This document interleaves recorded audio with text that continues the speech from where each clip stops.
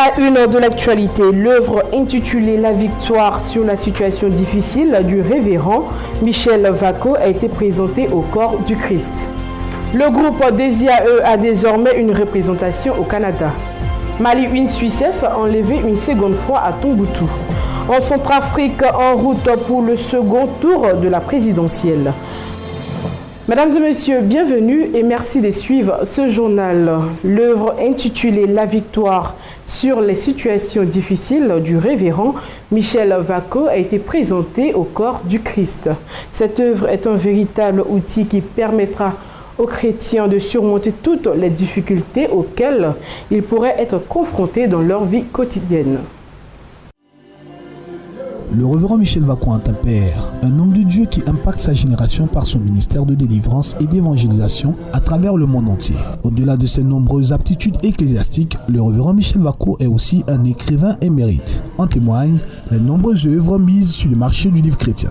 Le dernier ouvrage du révérend Michel Vako s'intitule « La victoire sur les situations difficiles ».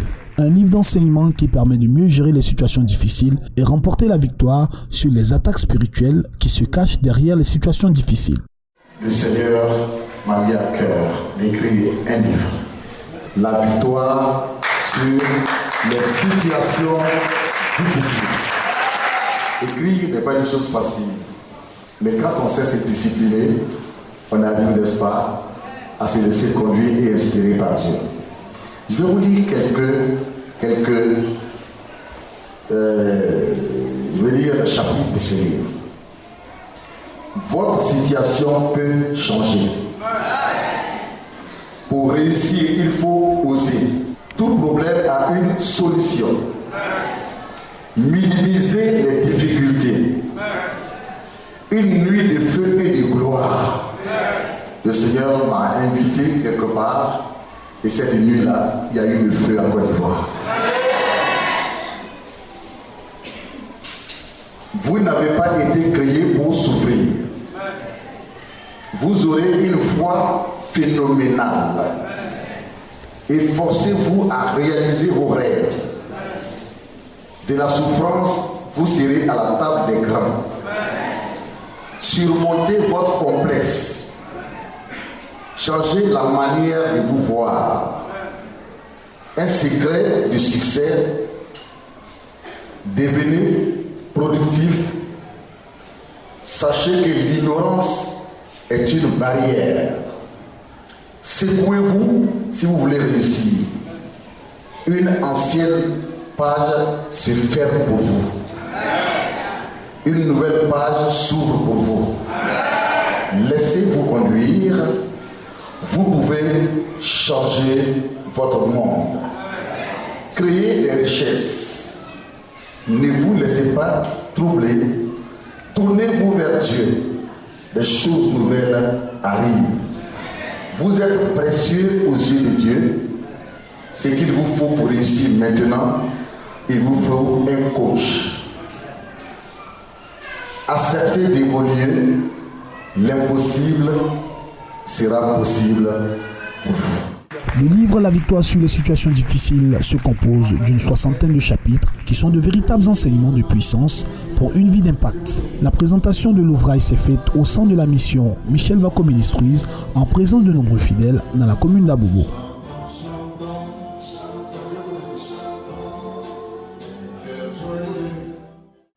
Donner de la joie aux enfants défavorisés en période de fête, tel était l'objectif des membres de l'ONG Sauver les orphelins d'Afrique, SOA. Cette organisation a initié une caravane dite la caravane du bonheur en faveur des enfants orphelins de Grand Balsam, Bingerville et Dabou qui sont des banlieues d'Abidjan.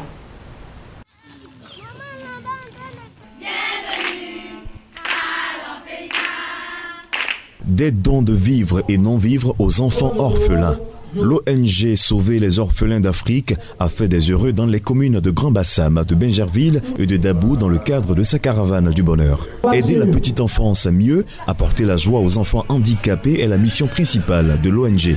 À l'orphelinat de Grand Bassam, de Bingerville et à la pouponnière de Dabou, où se sont rendus les responsables de l'ONG Sauver les orphelins d'Afrique, Les bénéficiaires de cette action humanitaire ont exprimé leur gratitude. La remise de dons composés de vivres et de non-vivres a été appréciée par les bénéficiaires. Les encadreurs et les directeurs des centres d'accueil des orphelins ont salué le geste de solidarité de l'ONG Sauver les orphelins d'Afrique en cette période où les enfants ont besoin de savoir que l'on pense à eux.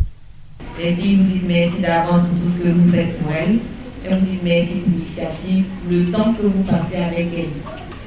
Merci de l'amour que vous leur avez porté en faisant le déplacement, en venant avec tout ce qu'il faut. Ne serait-ce que le repas. C'est vrai qu'on a dit de donner des cadeaux, mais ce n'est pas tout. Vous permettez aujourd'hui qu'elles aient un goûter, et ce matin, cet après-midi, et vous permettez aussi qu'elles aient un repas de fête. Très, très émouvant, plein de joie, plein d'émotions. Franchement, on n'a rien à dire, quoi. Franchement, rien à dire. Parce qu'on le ressent même, je vous parle, j'ai la chair de poule, on le ressent, c'est une joie. Les enfants, il n'y a rien à dire, c'est tellement spontané. On veut les aider, vraiment les aider, parce que nous aussi, on a un cœur d'enfant. Voilà pourquoi aujourd'hui, on se retrouve à Bassam. Nous avons ici 208 pensionnaires et l'ONG Sauvons les orphelins d'Afrique pense à ces enfants. Donc je peux dire que c'est une joie immense. Aujourd'hui, la pouponnière de Dabou, sa mission, c'est d'aider ces enfants-là à s'épanouir. L'État nous soutient énormément parce que c'est une structure publique, mais le soutien d'autres partenaires, d'autres personnes au grand cœur, comme cette ONG aujourd'hui, nous fait énormément plaisir. Ils sont venus charger, les bras chargés de vivre pour nos enfants.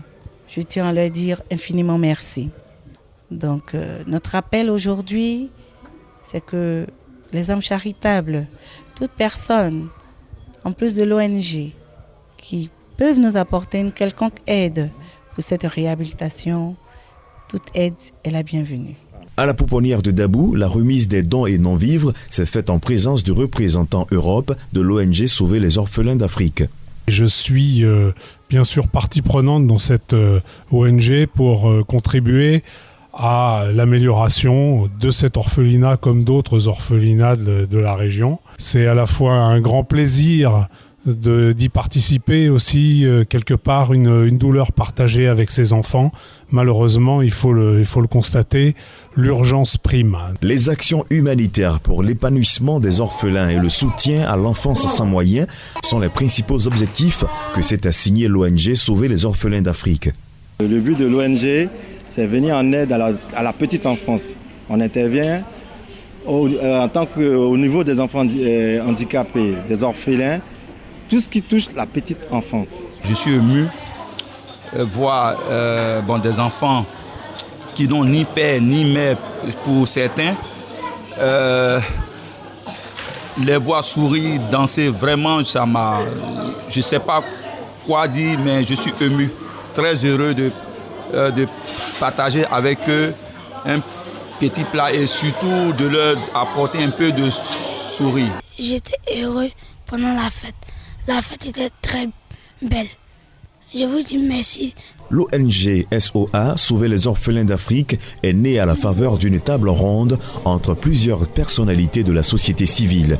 Les membres de l'ONG ont décidé de créer une chaîne de solidarité. Ceux-ci veulent redonner espoir aux orphelins à travers plusieurs activités. Ce sont des aides, des prises en charge et des ateliers de formation pour l'insertion des adhérents. Le groupe 2IAE a désormais une représentation au Canada.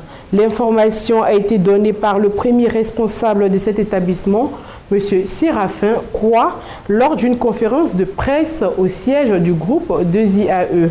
Il a fait le point de sa mission au Canada. Le groupe 2IAE, établissement d'enseignement spécialisé dans la formation des cadres des petites et moyennes entreprises, veut offrir des opportunités aux étudiants ivoiriens désireux d'aller poursuivre leurs études au Canada et également permettre à ces apprenants de bénéficier de l'expertise des enseignants des universités canadiennes grâce à la formation en ligne. La formation des étudiants doit être de qualité et adaptée aux innovations de sorte à les rendre compétitifs sur le marché de l'emploi. Au groupe 2IAE, les responsables ont si bien compris qu'ils ont décidé de faire appel à l'expertise des pays développés, notamment le Canada, dans la formation des apprenants qu'ils encadrent. Au cours de cette conférence de presse, le directeur général du groupe 2IAE a fait le compte-rendu de sa récente mission au Canada où il a signé des partenariats avec des universités de ce pays. La nomination d'un directeur général 2IAE Canada va favoriser le transfert de connaissances au profit des étudiants ivoiriens. Depuis le 6 décembre, je suis parti en mission au Canada et aux États-Unis. Il y avait deux objectifs principaux. Le premier objectif, c'était d'abord de rencontrer des universités futures partenaires, bien entendu, du groupe. Deuxième objectif, c'était d'ouvrir 2IAE au Canada. En s'installant au Canada, c'est très simple pour nous d'avoir une base de données de professeurs pour pouvoir faire des formations en ligne. Pour mon personnel, ils vont bénéficier de formations. Très bientôt, il y a 3 personnes qui vont partir au Canada pour faire des formations, parce qu'on va travailler avec les universités. Ils ont demandé ça aussi. Pour nos étudiants et les parents d'élèves, c'est une ouverture pour nos étudiants. À partir de l'année prochaine, les 2 meilleurs de nos écoles, ici et Yopougon, automatiquement seront pris en charge par 2IAE qui font partir au Canada. En mai 2016, 2IAE va ouvrir son bureau aux États-Unis. L'ouverture de cet institut d'enseignement supérieur et professionnel spécialisé dans l'entrepreneuriat pour contribuer à la création d'entreprises dirigées par des chefs d'entreprise formés sur l'extérieur est saluée par les autres fondateurs. Un exemple à suivre. Je suis aujourd'hui content pour la jeune génération de fondateurs dont Séraphin Kouya fait partie. Et je suis même fier parce qu'il y a 9 ans que nos 2 établissements se créaient et avaient l'agrément du ministère de l'Enseignement supérieur. Et aujourd'hui, avec le chemin parcouru par nos 2 établissements, nous pensons que beaucoup de choses ont été faites. Aujourd'hui, avec le retour de mon ami du Canada, ce fut une grande mission de sa part. C'est le précurseur de beaucoup de choses qui vont se faire. Nous autres, nous allons suivre ses traces pour aussi amener nos établissements à s'ouvrir. À cette conférence de presse, le directeur a annoncé que désormais des professeurs viendront du Canada pour dispenser des cours dans ces différents instituts. D'autres le feront depuis le Canada par la formation en ligne et vont en faire bénéficier les étudiants inscrits au groupe 2IAE. À cette rencontre était aussi présent le président des parents d'élèves et étudiants, M. Claude Kwadio Aka. Il a apprécié l'initiative du groupe 2IAE. Nous, en tant que parents, nous ne pouvons qu'apprécier cela, et le féliciter et inviter tous les autres fondateurs à lui emboîter le pas pour une formation efficiente, une formation de qualité pour nos enfants. C'est une bonne chose pour la Côte d'Ivoire. C'est en ce sens-là que nous l'encourageons. Nous l'avons toujours encouragé dans sa mission, tout comme nous encourageons les fondateurs qui essaient d'émerger, essaient de prendre la qualité comme option. Retenons de la rencontre que la formation de courte durée, la formation continue, la formation diplômante, licence et master, ainsi que les séminaires internationaux au groupe 2IAE Côte d'Ivoire vont désormais bénéficier de l'expertise canadienne. Actualité africaine, au Mali, une ressortissante suisse a été enlevée dans la nuit de jeudi à vendredi à Tombouctou, dans le nord-ouest du Mali, où elle vivait depuis plusieurs années après y avoir déjà été victime d'un enlèvement par des djihadistes en 2012. Elle est toujours restée à Tombouctou, quand bien même à un certain moment je la suivais. Parce que le consulat suisse m'a demandé de la suivre un peu. Et je la suivais vraiment, je faisais de mon mieux, mais ce n'est pas chose facile. Elle est dans le quartier d'Abaradjou, un quartier qui n'est pas très facile aussi. Et c'est là qu'elle a choisi, et c'est là aussi qu'elle a été enlevée la première fois. Elle est revenue sur le même lieu encore. Ses parents sont venus la chercher pour qu'elle rentre en Suisse, mais elle dit il n'est pas question. Elle est vraiment, elle aime l'Afrique c'est tout. Et précisément Tombouctou. Elle veut vraiment Tombouctou, elle aime Tombouctou. Elle a été imprudente, je ne suis pas le seul à le dire, c'est presque toute la ville de Tombouctou qui le dit. Elle a été vraiment imprudente.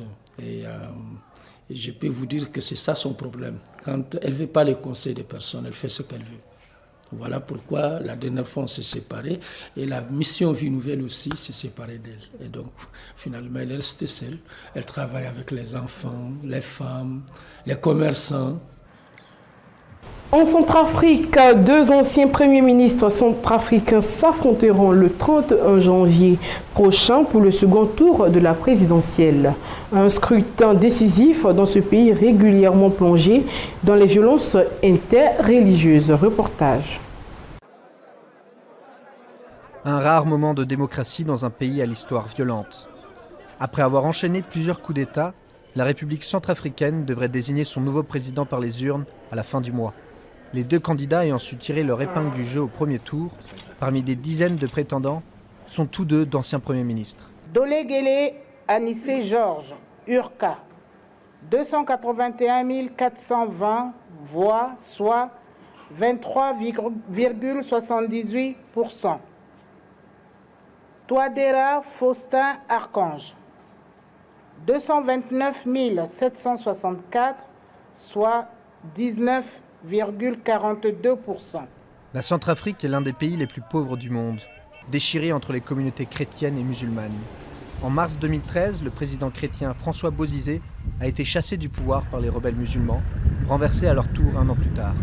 Cet épisode a plongé le pays dans les violences les plus meurtrières de son histoire. Aujourd'hui, un gouvernement de transition a été instauré. Les casques bleus de l'ONU ainsi que les militaires français de la mission Sangaris s'efforcent de maintenir la paix. Mais la majorité du pays reste à la merci de groupes armés. Pour rassembler les communautés, le pape s'est rendu en décembre dans les quartiers et les camps de déplacés chrétiens comme musulmans. Le défi aujourd'hui, faire en sorte que les élections se déroulent de manière pacifique. Depuis le début de ce processus, l'autorité nationale des élections avait déjà conscience que les élections qu'elle organise ont plusieurs fonctions. Non seulement de désigner les nouvelles autorités du pays, mais surtout de ramener le calme et la quiétude parmi les Centrafricains. Chrétiens comme musulmans se sont pressés en masse pour s'inscrire sur les listes électorales et récupérer leur carte d'électeur. Beaucoup espèrent que ce scrutin sortira leur pays de la violence pour de bon. Les Européens ont exhorté vendredi 8 janvier les responsables libyens de tous bords à accélérer la mise en place d'un gouvernement d'union nationale très préoccupé par l'influence grandissante du groupe État islamique et la multiplication des attentats.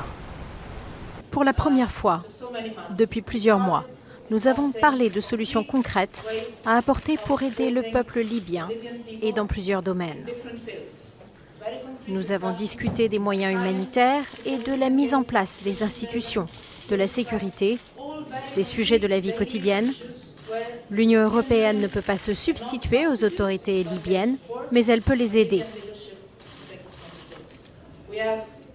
Nous avons déjà bloqué 100 millions d'euros d'aide pour les projets humanitaires et pour la mise en place des institutions.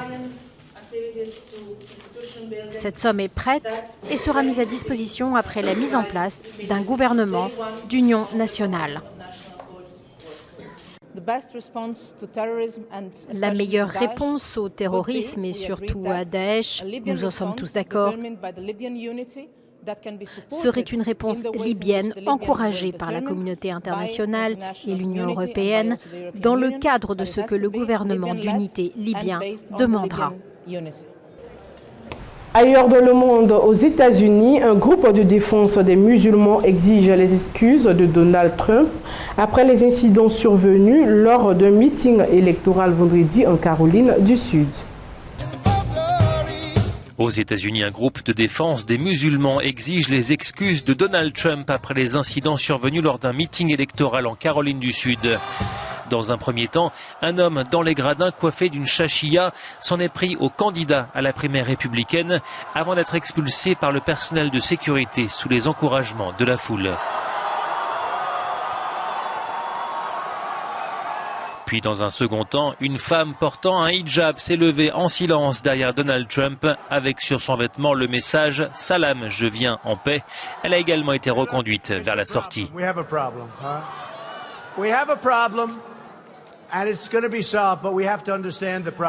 Cette femme, une hôtesse de l'air de 56 ans, militante démocrate, s'est exprimée après l'incident. Je ne voulais pas perturber le meeting, dit-elle. Je ne voulais pas créer de problème. Je voulais juste me lever pour que les gens sachent qu'un candidat à la présidentielle ne doit pas s'exprimer ainsi. Donald Trump venait d'indiquer que les réfugiés qui fuient les violences en Syrie pouvaient être affiliés au groupe État islamique. Le mois dernier, le milliardaire excentrique avait provoqué un tollé en annonçant vouloir fermer les frontières de l'Amérique aux musulmans. Aujourd'hui s'ouvre à Palma de Maroc le procès de l'infante Cristina et de son mari, Inaki Oudangarine, qui serait jugé avec 16 autres personnes dans l'affaire Nours, du nom de l'institut pour laquelle il travaillait. Plus de détails dans cet élément. Des membres de la famille royale espagnole sur le banc des accusés. Aujourd'hui s'ouvre à Palma de Majorque le procès de l'infante Cristina et de son mari Iñaki Urdangari, qui seront jugés avec 16 autres personnes dans l'affaire Noos, du nom de l'institut pour lequel ils travaillaient. L'infante a échappé aux poursuites pour trafic d'influence et blanchiment d'argent. Elle n'est accusée que de fraude fiscale, une inculpation demandée par l'association controversée Main Propre. Mais dans le cas de son mari, le parquet réclame 19 ans de prison pour des malversations ayant atteint les 6 millions d'euros. L'ancien champion de handball, devenu homme d'affaires, est soupçonné d'avoir surfacturé des prestations à l'Institut Noos.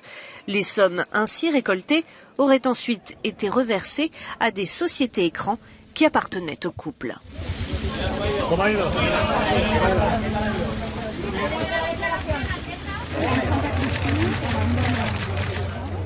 Un médecin d'un hôpital de Belrode près de l'Ukraine a tué involontairement un patient en voulant défendre une infirmière qui s'était plainte d'avoir reçu un coup de pied.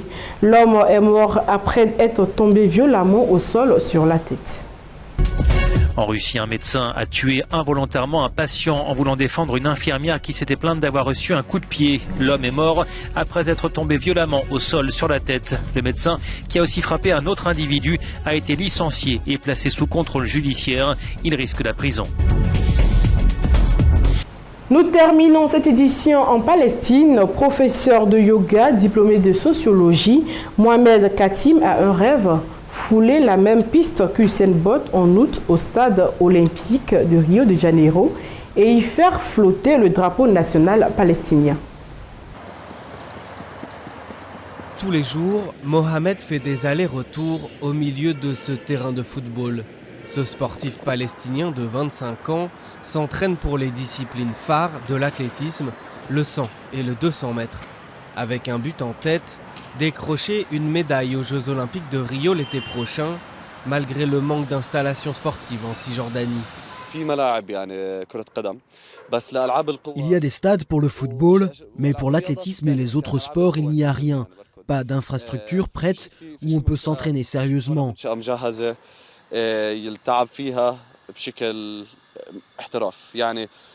Vous voyez, il y a une piste de 100 mètres, mais elle est en bitume et ça peut causer beaucoup de blessures. Il a eu le déclic en 2013, quand un jeune Palestinien, Mohamed Assaf, remportait Arab Idol, l'équivalent de la nouvelle star dans le monde arabe. Depuis, il s'entraîne avec des exercices trouvés sur YouTube et aux horaires où on le laisse accéder au stade. Mais il reste encore très loin d'Usain Bolt.